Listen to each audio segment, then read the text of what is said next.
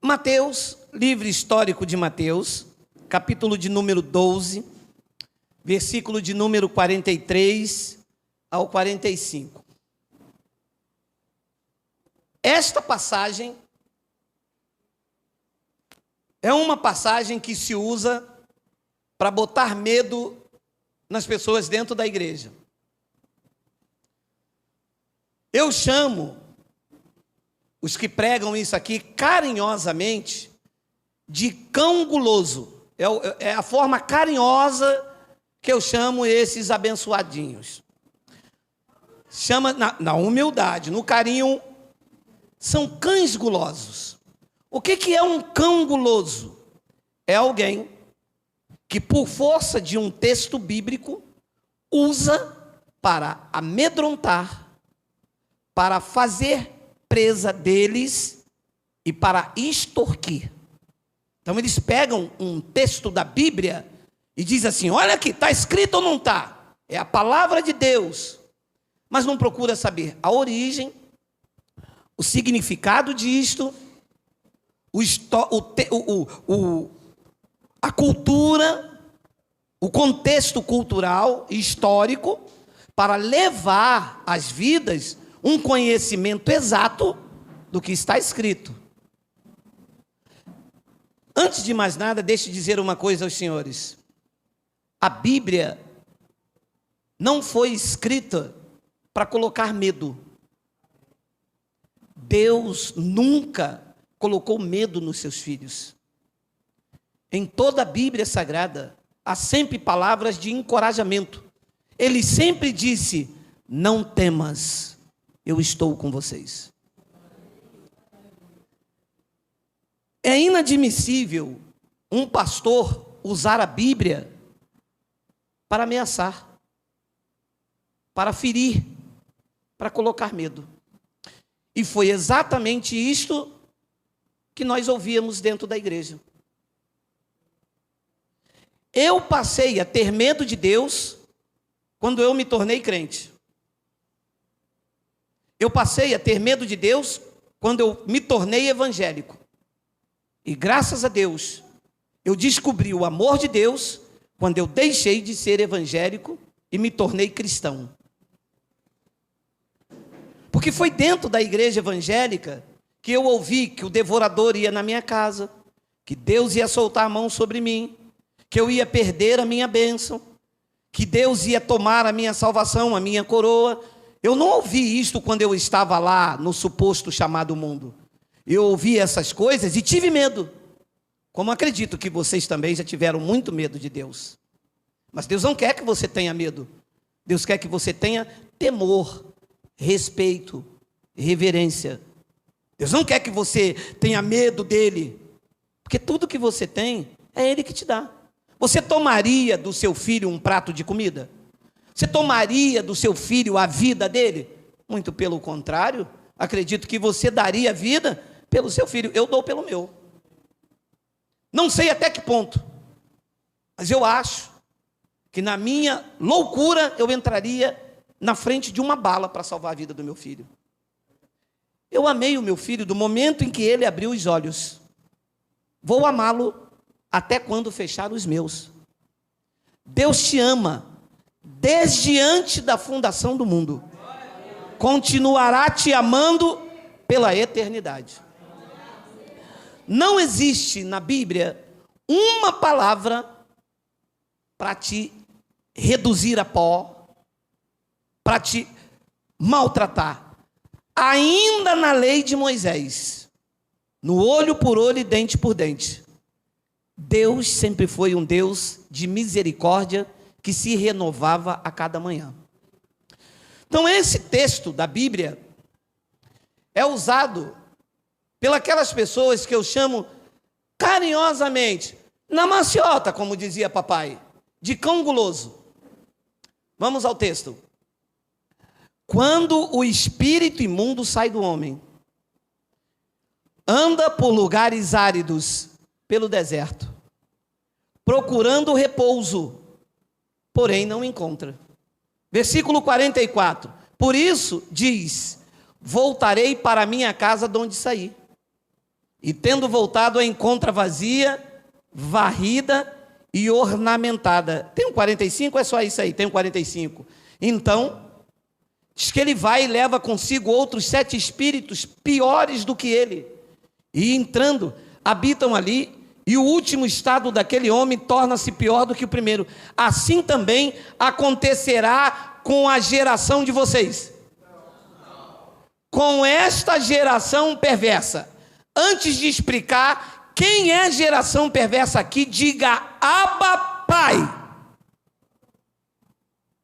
E quem é a geração eleita, diga amém. Amém. Então, por aqui, vê que o texto não está falando com ninguém aqui e nem com o povo da graça de Deus.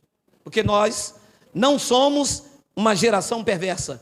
Nós somos a geração eleita, a nação santa, o povo de propriedade exclusiva de Deus. Então eles usam esta passagem aqui e diz assim: e se for obreira, e se for obreiro, essa passagem já cai no colinho. Ele diz: olha, você vai sair daqui, mas a Bíblia diz que se você sair daqui, você vai voltar mais 7 demônios na tua vida. E aí? Diz. Amados, esta palavra não está falando comigo nem com você. Isso aqui não é uma notícia dada pelo William Bonner, fresca. Isso aqui estava acontecendo lá na época de Jesus, e ele estava falando com um grupo de pessoas. Então isso tem um contexto cultural histórico.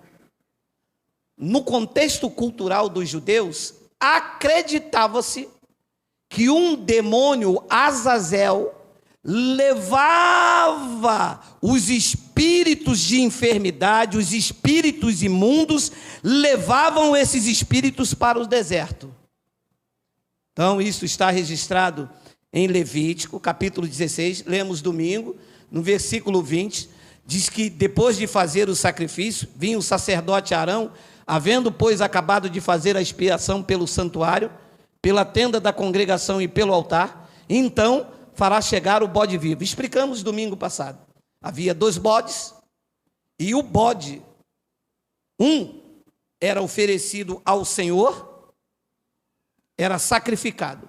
O bode vivo, este bode, o sacerdote ia orar, e acreditava-se que todos os espíritos imundos da congregação, o pecado, a iniquidade do povo, entrava-se naquele bode. Veja, acreditava-se, uma tradição, uma lenda. Então diz que entrava-se nesse bode. O que acontecia aqui? Então fará chegar o bode vivo. 21. Arão porá as mãos sobre a cabeça do bode vivo, e sobre ele confessará todas as iniquidades dos filhos de Israel, todas as suas transgressões e todos os seus pecados, e os porá sobre a cabeça do bode e enviá-lo ao deserto.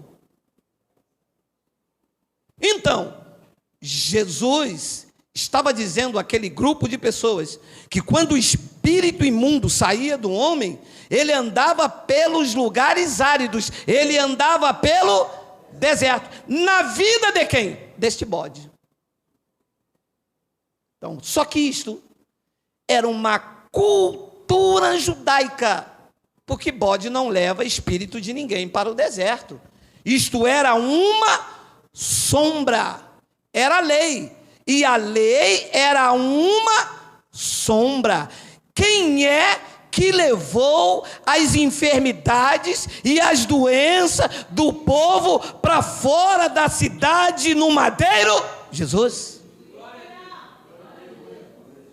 Só que neste bode, como era lei, poderia voltar uma hora.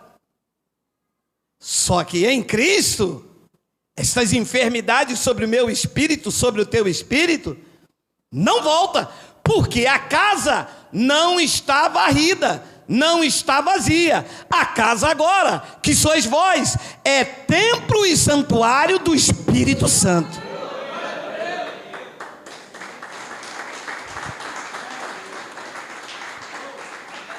Então isso era uma sombra.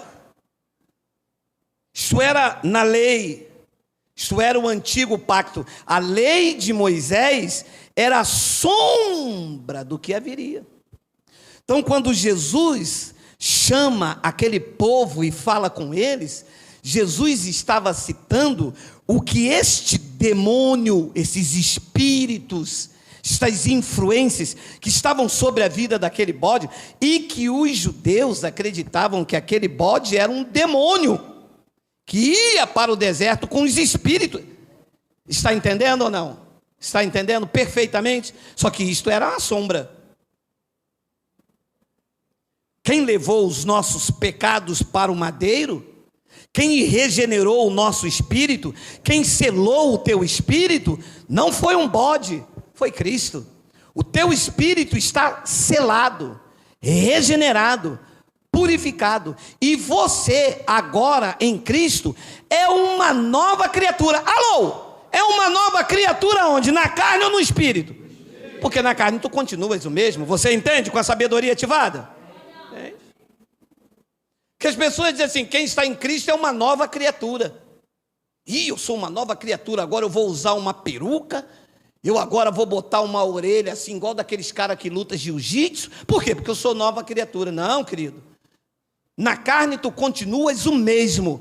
Tu é uma nova criatura. No teu espírito foste selado, regenerado, és uma nova criatura, estás selado com o Espírito Santo. Ele derramou sobre vocês o Espírito Santo, e ele fez isso de uma vez para sempre.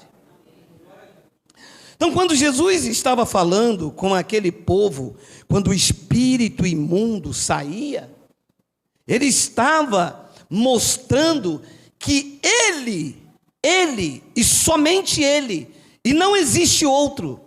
Não existe essa manobra das pessoas entrarem dentro da igreja e o pastor dar um banho com água nelas e dizer: agora tu estás limpo. Água só limpa o exterior. A verdadeira limpeza foi no teu espírito, que o bode Azazel, se eu não me engano o nome, fez com os pecados do povo. Cristo fez definitivamente quando levou os nossos pecados para o madeiro. Só que os pastores usam isso para colocar medo. Usam isso para dizer que se você sair das igrejas deles, vai voltar mais 7 demônios na tua vida. Posso lhe dizer uma coisa?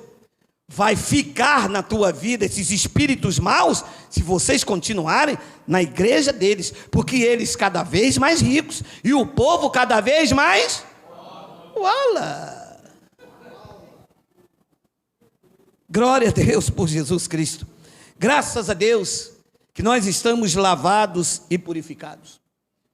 E quando ele disse aquilo àquele povo, ele estava mostrando, quando ele disse: assim também acontecerá com esta geração perversa, ele estava querendo mostrar o juízo que haveria de vir sobre aquele povo. E diversas vezes ele advertiu os fariseus, hipócritas, aquela geração perversa, como ele diz em Mateus, capítulo de número 11, versículo de número 23 e 24, ele disse: tu, Cafarnaum, elevar-te-ás porventura até o céu?